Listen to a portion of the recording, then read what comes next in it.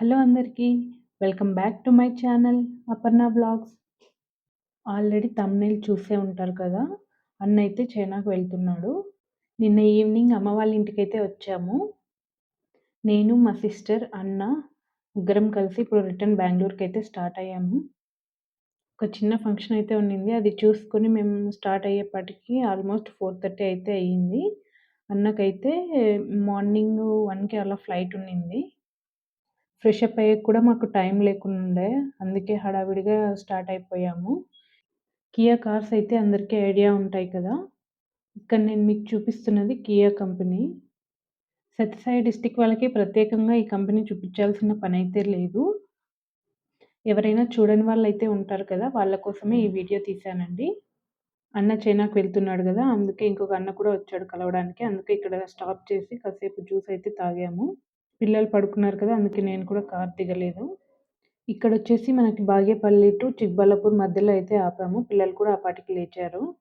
Udupi restaurant దగ్గరైతే ఆపాము. పిల్లలకి ఏదైనా పార్సెల్ తీసుకెళ్ళాలనేసి.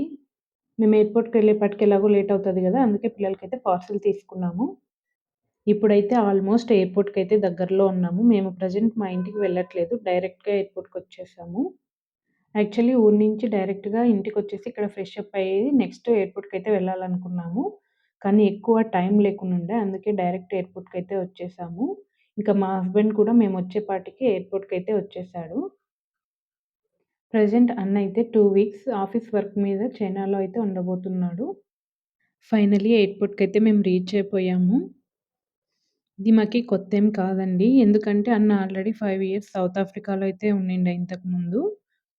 కరోనా టైంలో కూడా అక్కడే ఉండిండే.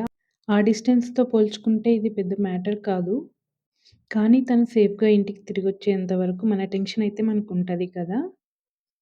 ఇంకా చైనాకి వెళ్తున్నాడంటే ఊరికే పంపిస్తామా? మనకు కావాల్సిన లిస్ట్ గూడా మనం ఆల్రెడీ ముందుగానే లిస్ట్ అయితే ప్రిపేర్ చేసైతే ఇచ్చాము. అందులో ఏవి తెస్తాడో, ఏవి లేదో చూడాలి మరి. మార్నింగ్ 1:00 అయితే ఫ్లైట్ ఉండింది. మధ్యలో ఇంకొక ఫ్లైట్ అయితే చేంజ్ అవ్వాలి అన్నాడు. ఇంక మేమొచ్చే లోపలే మా ఆయనైతే మా కోసం వెయిట్ చేస్తున్నారు ఆల్రెడీ. అక్కడ తనని పికప్ చేసుకోవడానికి కానీ, హోటల్ కానీ అన్నీ వాళ్ళ ఆఫీస్ వాళ్ళే మేనేజ్ చేసుకుంటారు.